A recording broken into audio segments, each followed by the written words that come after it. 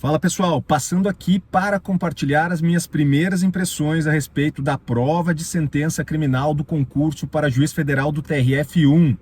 Aspectos importantes e para mim a prova envolve alguma polêmica que eu vou explicar para vocês aqui no desenrolar da nossa conversa. Eram 3 réus, réu Carlos, réu Gabriel e réu Maria das Dores.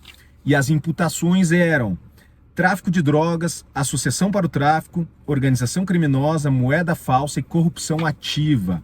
Vamos lá, fiz algumas anotações aqui que eu quero compartilhar com vocês. Com relação ao tráfico de drogas, havia as causas de aumento da transnacionalidade, do emprego de arma de fogo e da interestadualidade.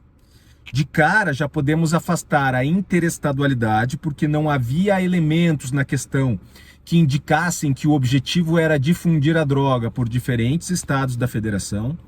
Podemos afastar também a causa de aumento do emprego de arma de fogo, porque a apreensão das armas foi fortuita, não havia indicativos na questão de que as armas foram utilizadas para facilitar o tráfico de drogas.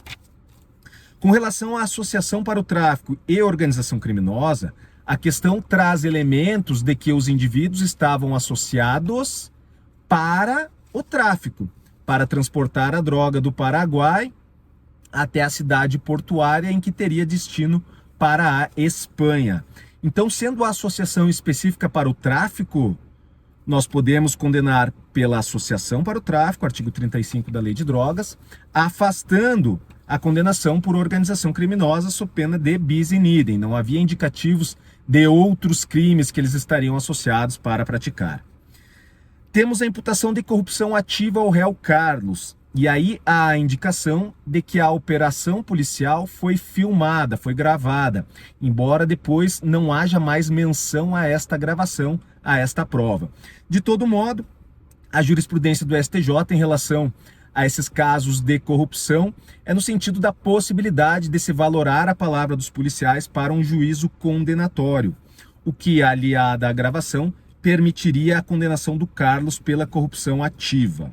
Com relação ao crime de tráfico de drogas, pessoal, chama a atenção não ter sido mencionado em nenhum momento auto de apreensão das drogas, laudo pericial provisório, laudo definitivo, nada que ateste a natureza das substâncias. Isso pode ter sido ou um descuido muito grande do examinador, ou pode ter sido proposital. E aí a jurisprudência do STJ é no sentido da impossibilidade de condenação por tráfico de drogas, se não há um laudo atestando a natureza entorpecente da substância. Embora seja possível, também segundo a jurisprudência do STJ, condenação pela associação para o tráfico, mesmo sem o laudo pericial. Então temos aí um primeiro problema, uma primeira polêmica. A segunda polêmica diz respeito ao crime de moeda falsa, que também não havia um auto de apreensão e também não havia um laudo pericial atestando a falsidade das notas e atestando que se trata de uma falsificação aproximada da verdade, uma falsificação com verossimilhança, que é o que caracteriza o crime de moeda falsa. Caso contrário, pode estar caracterizado o crime de estelionato, quando a falsificação for grosseira. Então, é necessário também um laudo pericial para a condenação pelo crime de moeda falsa. E aqui, mais uma vez, ou o examinador propositalmente deixou de mencionar isso com o objetivo de um juízo absolutório em relação a essas condutas. Isso até aparece lá numa das alegações defensivas, a impossibilidade de condenação unicamente com base na palavra dos policiais em relação a esse crime, ou foi um lapso do examinador. E tendo sido um lapso do examinador, quem condenou tanto pelo tráfico quanto pela moeda falsa, acertou a questão.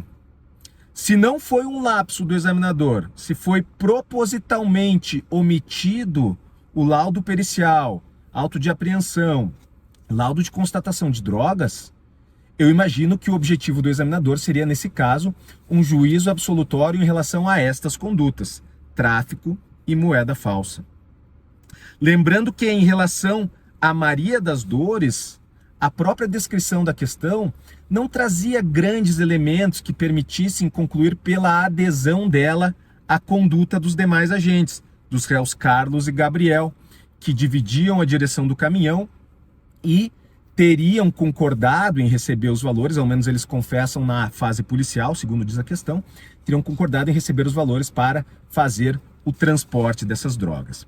Então é isso, pessoal. Primeiras impressões, questão envolve alguma polêmica e nós vamos ficar aí nessa incerteza do que efetivamente quis o examinador até que venha o gabarito oficial.